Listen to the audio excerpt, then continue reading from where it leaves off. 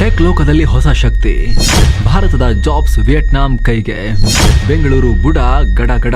ಸ್ನೇಹಿತರೆ, ನಾವಿವತ್ತು ಭಾರತದ ಟೆಕ್ ಕ್ಷೇತ್ರದಲ್ಲೂ ಕೂಡ ಬೆಂಗಳೂರಿನ ಬುಡ ಅಲ್ಲಾಡುವಂಥ ಒಂದು ಸ್ಫೋಟಕ ವಿಚಾರದ ಬಗ್ಗೆ ಹೇಳ್ತೀವಿ. ಎಷ್ಟು ವರ್ಷಗಳ ಕಾಲ ಬೆಂಗಳೂರನ್ನ ಸಾಕಿ ಸಲಹಿದಂತಹ ಬೆಂಗಳೂರು ಇವತ್ತು ಗ್ಲೋಬಲ್ ಟೆಕ್ ಸಿಟಿ ಆಗೋಕೆ ಕಾರಣವಾದಂತಹ IT ಕ್ಷೇತ್ರಕ್ಕೆ ಈಗ ದೊಡ್ಡ ಗಂಡಾಂತರ ಕಾದಿದೆಯಾ? ಭಾರತದ IT ಜಾಬ್ಗಳು ಈಗ ವಿಯೆಟ್ನಾಂ ಸೇರಿದಂತೆ ಸೌತ್ ಈಸ್ಟ್ ಏಷ್ಯನ್ ರಾಷ್ಟ್ರಗಳ ಪಾಲಾಗ್ತಿದೆಯಾ? ಅಮೆರಿಕದ ಟೆಕ್ ಕಂಪನಿಗಳು ತಮ್ಮ ಕೆಲಸಗಳನ್ನು ಈಗ ಈ ಹೊಸ ತಲೆಮಾರಿನ ದೇಶಗಳಿಗೆ ಔಟ್ಸೋರ್ಸ್ ಮಾಡೋಕೆ ಶುರು ಮಾಡಿಬಿಟ್ಟಿವೆ. ಹಾಗಿದ್ದಕ್ಕೆ ಏನು ಕಾರಣ? ಭಾರತದ IT ಡ್ರೀಮ್ ರನ್ ಮುಗಿತಾ ಇಡೀ ವಿಶ್ವದಲ್ಲಿ ITಗೆ ಹೆಸರಾದಂಥ ಭಾರತೀಯರು ಈಗ ಹಿನ್ನಡೆಯನ್ನು ಅನುಭವಿಸ್ತಿರೋದು ಯಾಕೆ? ಅಮೆರಿಕನ್ ಟೆಕ್ ಕಂಪನಿಗಳು ಆಗ್ನೇಯ ಏಷ್ಯಾ ರಾಷ್ಟ್ರಗಳಿಗೆ ಮಣೆ ಹಾಕ್ತಿರೋದಾದರೂ ಯಾಕೆ? ಭಾರತಕ್ಕೆ ಅದರಲ್ಲೂ ಕೂಡ ಸಿಲಿಕಾನ್ ವ್ಯಾಲಿ ಅಂತ ಕರೆಸ್ಕೊಳ್ಳೋ ಬೆಂಗಳೂರಿಗೆ ಇದು ಯಾವ ರೀತಿ ಎಚ್ಚರಿಕೆಯ ಕರೆಗಂಟೆ? ಕ್ವಿಕ್ ಆಗಿ ನೋಡ್ತಾ ಹೋಗೋಣ. ಈ ವರದಿಯನ್ನು ಕಡೆ ತನಕ ಮಿಸ್ ಮಾಡಿದೆ ನೋಡಿ.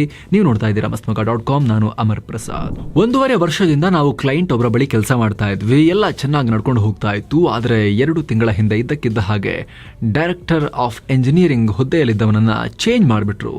ಭಾರತದವನ ಜಾಗದಲ್ಲಿ ವಿಯೆಟ್ನಾಂ ಮೂಲದವರನ್ನ ರಿಪ್ಲೇಸ್ ಮಾಡಿಬಿಟ್ರು. ಅವಾಗಿನಿಂದ ಎಲ್ಲ ಬದಲಾಗ್ತಾ ಇದೆ. ಭಾರತದ ಎಲ್ಲ ಡೆವಲಪರ್ಗಳನ್ನ ತೆಗೆದು ಇವನ್ ಅಮೆರಿಕನ್ ಮೂಲದವರನ್ನೂ ತೆಗೆದು ವಿಯೆಟ್ನಾಮಿಗಳನ್ನ ಹಾಕೊಳ್ತಾ ಇದ್ದಾರೆ. ನಮ್ಮ ಇಡೀ ಡೆವಲಪ್ಮೆಂಟ್ ತಂಡವನ್ನ ಬದಲಾಯಿಸಲಾಗಿದೆ. ಅವರಿಗೆ ಸರಿಯಾಗಿ ಇಂಗ್ಲಿಷ್ ಕೂಡ ಮಾತನಾಡೋಕೆ ಬರೋದಿಲ್ಲ. ಅದೇ ಭಾರತದವರು ಇನ್ನೂ ಕಡಿಮೆ ಸಂಬಳಕ್ಕೆ ದಿನಕ್ಕೆ 12 ಗಂಟೆವರೆಗೆ ಕೆಲಸ ಮಾಡ್ತಾ ಇದ್ರು.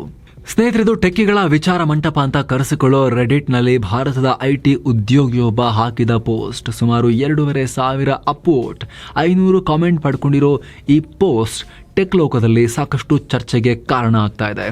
ಭಾರತದಲ್ಲಿ ನ್ಯಾಷನಲ್ ಲೆವೆಲ್ನಲ್ಲಿ ಡಿಬೇಟ್ಗೂ ಕೂಡ ಕಾರಣ ಆಗ್ತಾ ಇದೆ. ಭಾರತದ ಟೆಕ್ ಜಾಬ್ಗಳನ್ನು ವಿಯೆಟ್ನಾಮಿಗಳು ಸೇರಿದಂತೆ ಸೌತ್ ಈಸ್ಟ್ ಏಷ್ಯನ್ ರಾಷ್ಟ್ರದವರು ಕಸಿದುಕೊಳ್ತಿದ್ದಾರೆ ಅಂತ ಚರ್ಚೆ ಮಾಡ್ತಾ ಇದ್ದಾರೆ. ಸ್ನೇಹಿತರೆ, ಇಲ್ಲಿ ಟೆಕ್ಕಿಗಳ ಕಳವಳಕ್ಕೂ ಅರ್ಥ ಇದೆ.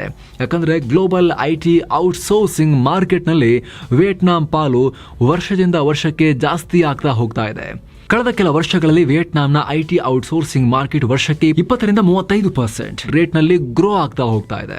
ಗಾರ್ಟ್ನರ್ ಸರ್ವೆ ಪ್ರಕಾರ 2010ರಲ್ಲಿ ವಿಯೆಟ್ನಾಂ IT ಔಟ್ಸೋರ್ಸಿಂಗ್ನ ಟಾಪ್ 30 ದೇಶಗಳಲ್ಲಿತ್ತು. ಆದರೆ ಈಗ ಟಾಪ್ 5 ದೇಶಗಳಲ್ಲಿ ಸ್ಥಾನ ಪಡೆದಿದೆ. 2022ರಲ್ಲಿ ಜಾಗತಿಕ ಔಟ್ಸೋರ್ಸಿಂಗ್ ಅಥಾರಿಟಿ ಆಕ್ಸಲರೆನ್ಸ್ ತನ್ನ global software outsourcing and rates guide ರಿಪೋರ್ಟ್ನಲ್ಲಿ ವಿಯೆಟ್ನಾಂನ ವಿಶ್ವದ ಟಾಪ್ IT ಔಟ್ಸೋರ್ಸಿಂಗ್ ಡೆಸ್ಟಿನೇಷನ್ ಅಂತ ಗುರುತಿಸಿತ್ತು. ಹಾಗಿದ್ರೆ ಇಲ್ಲಿ ವಿಯೆಟ್ನಾಂನ ಔಟ್ಸೋರ್ಸಿಂಗ್ ಮಾರ್ಕೆಟ್ ಬೂಮ್ ಆಗ್ತಾ ಇದ್ರೆ ಅದರ ಪೆಟ್ಟು ಬೀಳ್ತಿರೋದು ಯಾರಿಗೆ? ಡೈರೆಕ್ಟ್ ಆಗಿ ನಮಗೆ, ಭಾರತಕ್ಕೆ.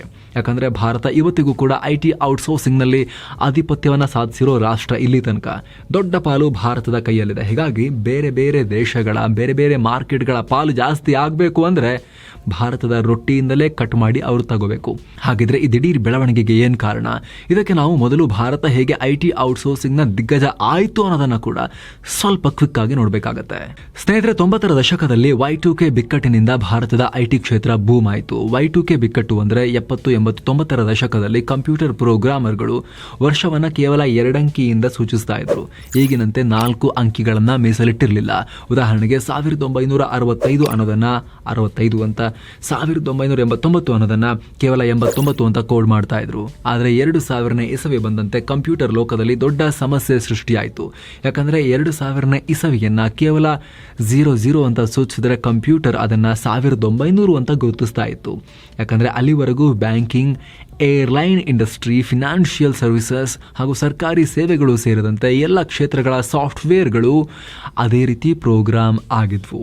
ಹೀಗಾಗಿ 2000ನೇ ಇಸವಿ ಹತ್ತಿರ ಬರ್ತಾ ಇದ್ದ ಹಾಗೆ ವಿಶ್ವಾದ್ಯಂತ ಈ ಬಗ್ಗನ್ನು ಸರಿಪಡಿಸೋಕೆ ದೊಡ್ಡ ಮಟ್ಟದ ಡಿಮಾಂಡ್ ಸೃಷ್ಟಿಯಾಯಿತು.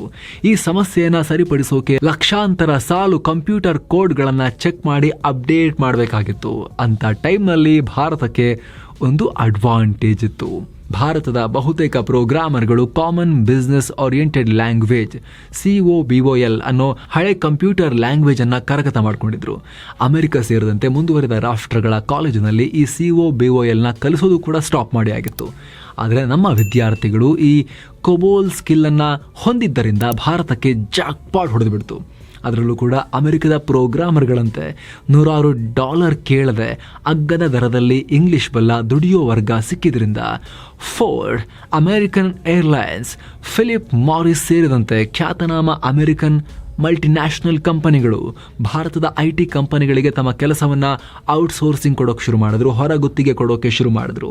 ಇದೇ ಟೈಮ್ನಲ್ಲಿ NIIT ಆಪ್ಟೆಕ್ ಸ್ಪೆಷಲ್ ಕೋರ್ಸ್ಗಳನ್ನು ನಡೆಸಿ ಯುವಕರಿಗೆ ಕೋಬೋಲ್ನ ಕಲಿಸಿದ್ರು. ಪರಿಣಾಮ 1997 ಅನ್ನೋ ಹೊತ್ತಿಗೆ ಭಾರತದ IT ಸಾಫ್ಟ್ವೇರ್ ಎಕ್ಸ್ಪೋರ್ಟ್ ಮೌಲ್ಯ $1 ಬಿಲಿಯನ್ ದಾಟ್ತು. ಕ್ರಮೇಣ ಅದೇ ಮುಂದುವರೆದು ಈಗ 200 ಬಿಲಿಯನ್ಗಳ ಬೃಹತ್ ಇಂಡಸ್ಟ್ರಿಯಾಗಿ ಭಾರತದ GDPಗೆ ಸುಮಾರು 8-10% ಕೊಡುಗೆ ಕೊಡುವಷ್ಟು ಶಕ್ತಿಶಾಲಿಯಾಗಿದೆ.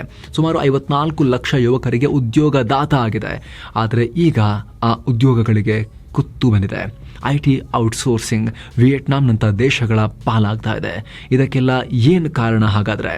ಕಾರಣ ಸಿಂಪಲ್. 90ರ ದಶಕ 2000ರ ಆರಂಭದಲ್ಲಿ ಭಾರತ ಏನು ಕೊಡ್ತಾ ಇತ್ತು? ಭಾರತದ ಪ್ರೋಗ್ರಾಮರ್ಗಳು ಹೇಗೆ ಅಮೆರಿಕದ ಟೆಕ್ಕಿಗಳನ್ನು ರಿಪ್ಲೇಸ್ ಮಾಡಿ ಕ್ರಾಂತಿ ಕ್ರಿಯೇಟ್ ಮಾಡಿದ್ರು, ಭಾರತದಲ್ಲಿ IT ಬೂಮ್ಗೆ ಕಾರಣ ಆದರು. ಅದೇ ಪರಿಸ್ಥಿತಿಯನ್ನು ಈಗ ಈ ರಾಷ್ಟ್ರಗಳು ಭಾರತಕ್ಕೆ ಕೊಡ್ತಾ ಇವೆ. ವಿಯೆಟ್ನಾಂನಲ್ಲಿ ಗಂಟೆಗೆ $20-35 ಜೂನಿಯರ್ರಿಂದ ಹಿಡಿದು ಎಕ್ಸ್ಪೀರಿಯನ್ಸ್ ಡೆವಲಪರ್ಗಳು ಸಿಗ್ತಾ ಇದ್ದಾರೆ. ಭಾರತದಲ್ಲಿ ಒಬ್ಬ ಅನುಭವಿ ಡೆವಲಪರ್ ಬೇಕು ಅಂದರೆ ಗಂಟೆಗೆ $45 ಲೆಕ್ಕದಲ್ಲಿ ಚಾರ್ಜ್ ಮಾಡ್ತಾರೆ. ವಿಯೆಟ್ನಾಮಿ ಎಕ್ಸ್ಪರ್ಟ್ ಡೆವಲಪರ್ಗಳ ಆವರೇಜ್ ಸ್ಯಾಲರಿ $1,322 ಅಂದರೆ $1,00,000. ಇದು ಭಾರತ ಚೀನಾಗೆ ಹೋಲಿಸಿದ್ರೆ 30-50% ಚೀಪ್. ಹೀಗಾಗಿ ವಿಯೆಟ್ನಾಂನಲ್ಲಿ ತುಂಬಾ ಕಮ್ಮಿ ಬೆಲೆಗೆ ಕೆಲಸಕ್ಕೆ ಸಿಗ್ತಾ ಇದ್ದಾರೆ. ಇನ್ನು ಭಾರತಕ್ಕೆ ಕಂಪೇರ್ ಮಾಡಿದ್ರೆ ಟರ್ನ್ ಓವರ್ ರೇಟ್ ಅಂದರೆ ಕೆಲಸ ಬಿಡುವವರ ಸಂಖ್ಯೆ ಕೂಡ ತುಂಬಾ ಕಮ್ಮಿ ಇದೆ, 5%ಗಿಂತ ಕಮ್ಮಿ ಇದೆ. ಅಂದರೆ ಇದರ ಅರ್ಥ ವಿಯೆಟ್ನಾಂ ಡೆವಲಪರ್ಗಳು ದೀರ್ಘಕಾಲದವರೆಗೆ ಕಂಪನಿಗೆ ಸ್ಟೆಬಿಲಿಟಿ, ಕನ್ಸಿಸ್ಟೆನ್ಸಿ ತಂದು ಕೊಡ್ತಾರೆ. ಅಲ್ಲದೆ ಸ್ಕಿಲ್ ವೈಸ್ ಕೂಡ ವಿಯೆಟ್ನಾಂ ಚೆನ್ನಾಗಿದೆ. 2020ರ ಗ್ಲೋಬಲ್ ಸ್ಕಿಲ್ಸ್ ಇಂಡೆಕ್ಸ್ನಲ್ಲಿ ಟೆಕ್ನಿಕಲ್ ಸ್ಕಿಲ್ಗಳಲ್ಲಿ ಏಷ್ಯಾ ಪ್ಯಾಸಿಫಿಕ್ನಲ್ಲೇ ಸೆಕೆಂಡ್ ಮೋಸ್ಟ್ ಪ್ರಾಮಿಸಿಂಗ್ ಕಂಟ್ರಿ ಅಂತ ಈ ಸೌತ್ ಈಸ್ಟ್ ಏಷ್ಯನ್ ಕಂಟ್ರಿ ಆಗಿರೋ ವಿಯೆಟ್ನಾಂ ಗುರುತಿಸ್ಕೊಂಡಿತ್ತು. ಅಲ್ಲದೆ ಸೆಕ್ಯೂರಿಟಿಯಲ್ಲೂ ಕೂಡ ಯಾವುದೇ ಅಂತ ದೊಡ್ಡ ಚಾಲೆಂಜಸ್ ಕಾಣಿಸ್ತಾ ಇಲ್ಲ. ಅಲ್ಲಿ ಕಮ್ಯುನಿಸ್ಟ್ ರಾಷ್ಟ್ರವಾದರೂ ಕೂಡ ವಿಯೆಟ್ನಾಂನಲ್ಲಿ ಪೊಲಿಟಿಕಲ್ ಸ್ಟೆಬಿಲಿಟಿ ಇದೆ, ಎಕನಾಮಿಕಲ್ ಸ್ಟೆಬಿಲಿಟಿ ಇದೆ. ಹೀಗಾಗಿ ಔಟ್ಸೋರ್ಸಿಂಗ್ ಜಾಬ್ಗಳು ಭಾರತ ಬಿಟ್ಟು ವಿಯೆಟ್ನಾಂ ಕಡೆಗೆ ಹೋಗ್ತಾ ಇವೆ. ಇದರ ನೇರ ಪರಿಣಾಮ ಭಾರತದ ಮೇಲೆ, ಬೆಂಗಳೂರು ಮೇಲೆ ಆಗ್ತಾ ಇದೆ. ಇನ್ಫೋಸಿಸ್, TCS ನಂತ ದೈತ್ಯ ಕಂಪನಿಗಳು ಕ್ಯಾಂಪಸ್ ಹೈರಿಂಗ್ ಅನ್ನೇ ಕೈಬಿಟ್ಟಿವೆ. IT ಕ್ಷೇತ್ರದ ಅಟ್ರಿಷನ್ ರೇಟ್ ಅಂದರೆ ಕೆಲಸ ಚೇಂಜ್ ಮಾಡ್ತಿರುವವರ ಸಂಖ್ಯೆ 27%ನಿಂದ 16-19%ಗೆ ಕುಸಿದಿದೆ. ಇದರ ಅರ್ಥ ಏನು? ಹೊಸ ಜಾಬ್ಗಳು ಜಾಸ್ತಿ ಸೃಷ್ಟಿ ಆಗ್ತಿಲ್ವೇನೋ ಅಂತ. ಉದ್ಯೋಗಿಗಳು ಸ್ಟಾಗ್ನೆಂಟ್ ಆಗಿದ್ದಾರೆ. ಕಳೆದ 2 ವರ್ಷಗಳಲ್ಲಿ ಎಕ್ಸ್ಫೆನೋ ಮತ್ತಿತರೆ ಜಾಬ್ ಪೋರ್ಟಲ್ಗಳಲ್ಲಿ ಹೈರಿಂಗ್ ಪ್ರಮಾಣ 40-50% ಡೌನ್ ಆಗಿದೆ ಅಂತ ವರದಿಯಾಗಿತ್ತು. 2023ರಲ್ಲಿ IT hiring all time low 14%ಗೆ ಡೌನ್ ಆಗಿತ್ತು. ಹಾಗಿದ್ರೆ ಭಾರತ ಈ ಸವಾಲನ್ನು ಎದುರಿಸೋಕೆ ಏನು ಮಾಡಬೇಕು? ವಿಯೆಟ್ನಾಂಗಿಂತ ಕಡಿಮೆ ಸಂಬಳದಲ್ಲಿ ಕೆಲಸ ಮಾಡ್ತೀವಿ ಅಂತ ಹೇಳಕ್ಕಂತೂ ಆಗೋದಿಲ್ಲ. ಯಾಕಂತ ಹೇಳಿದ್ರೆ ಇಲ್ಲಿ ಇನ್ಕಮ್ ಲೆವೆಲ್ ಎಲ್ಲ ಜಾಸ್ತಿಯಾಗಿ ಆ ಲೈಫ್ ಸ್ಟೈಲ್ಗೆ ಅಡ್ಜಸ್ಟ್ ಆಗಿದ್ದಾರೆ. ಆದರೆ 90ರ ದಶಕದಲ್ಲಿ ಹಾಗೂ 2000ರ ದಶಕದಲ್ಲಿ ಸ್ಪೆಷಲ್ ಆಗಿ ನಾವು ಏನು ಮಾಡಿಬಿಟ್ವಿ ಅನ್ನೋದನ್ನ ನೆನಪು ಮಾಡ್ಕೋಬಹುದು ನಾವು. ಆಗ ಇಡೀ ವಿಶ್ವದಲ್ಲಿ ಟ್ಯಾಲೆಂಟ್ ಇಲ್ಲ, COBOL ಸ್ಕಿಲ್ ಇಲ್ಲ ಅನ್ನೋ ಕಾರಣಕ್ಕೆ, ಕೊಬೋಲ್ ಇಲ್ಲ ಅನ್ನೋ ಕಾರಣಕ್ಕೋಸ್ಕರ ಟೆಕ್ ಜಗತ್ತಿಗೆ ಭಾರತ ಇಂಪಾರ್ಟೆಂಟ್ ಆಗಿತ್ತು. ಹೀಗಾಗಿ ಈಗಲೂ ಕೂಡ ಭಾರತದ IT ಉದ್ಯೋಗಿಗಳು ಕೇವಲ ಚೀಪ್ ಸರ್ವಿಸಸ್ ಮತ್ತು ಬ್ಯಾಕ್ ಆಪರೇಷನ್ಸ್ಗೆ ಸೀಮಿತವಾಗದೆ ಯುನಿಕ್ ಆದ ಡಿಮ್ಯಾಂಡಿಂಗ್ ಇರೋ ಸ್ಕಿಲ್ ಸೆಟ್ಗಳನ್ನು ಆಫರ್ ಮಾಡಬೇಕು. Artificial intelligence, blockchain, cyber security ಅಂತ ಅಡ್ವಾನ್ಸ್ ಟೆಕ್ನಾಲಜಿಗಳಲ್ಲಿ ಪಾರಮ್ಯವನ್ನ ಸಾಧಿಸಬೇಕು. ಸಂಶೋಧನೆ, ಆವಿಷ್ಕಾರದ ಕಡೆಗೆ, ಯುನಿಕ್ ಸೊಲ್ಯೂಷನ್ಗಳನ್ನು ಕೊಡೋದರ ಕಡೆಗೆ ಫೋಕಸ್ ಮಾಡಬೇಕು. ಇಂಜಿನಿಯರಿಂಗ್ ಕಾಲೇಜುಗಳಿಂದ ಹೊರಬೀಳುವ ವಿದ್ಯಾರ್ಥಿಗಳು ಕೇವಲ ಸರ್ಟಿಫಿಕೇಟ್ ಮಾತ್ರ ಹಿಡ್ಕೊಂಡು ಹೊರಬರುವಂತಾಗದೆ ಜಾಗತಿಕವಾಗಿ ಏನೆಲ್ಲ ಏರಿಯಾಗಳನ್ನ ನಾವೀಗ ಹೇಳಿದ್ವಿ ಅದರಲ್ಲಿ ಎಕ್ಸ್ಪರ್ಟ್ಗಳಾಗಿ ಹೊರಬರಬೇಕು. ಇಂಜಿನಿಯರಿಂಗ್ ಮುಗಿಸ್ಕೊಂಡು ಬಂದು ಆಮೇಲೆ ಮತ್ತೆ ಇನ್ಯಾವುದು 6 ತಿಂಗಳು 1 ವರ್ಷದ ಕೋರ್ಸ್ ಮಾಡಬೇಕು, ನಾನು ಏನು ಕಲಿತೇ ಇಲ್ಲ, ಹೇಳೇ ಕೊಟ್ಟಿಲ್ಲ ಅಂತ ಹೇಳಿದ್ರೆ ನಮ್ಮ ಎಜುಕೇಷನ್ ಕ್ವಾಲಿಟಿ ಆ ಥರ ಇದ್ದರೆ ತುಂಬ ಕಷ್ಟ ಇದೆ. ಬೇರೆ ಕಂಟ್ರೀಸ್ ಕಾಂಪೀಟ್ ಮಾಡ್ತಾ ಇದ್ದಾವೆ. Thank you so much. ಮತ್ತೆ ಭೇಟಿ ಆಗ್ತಿರೋಣ. ನಮಸ್ತೆ.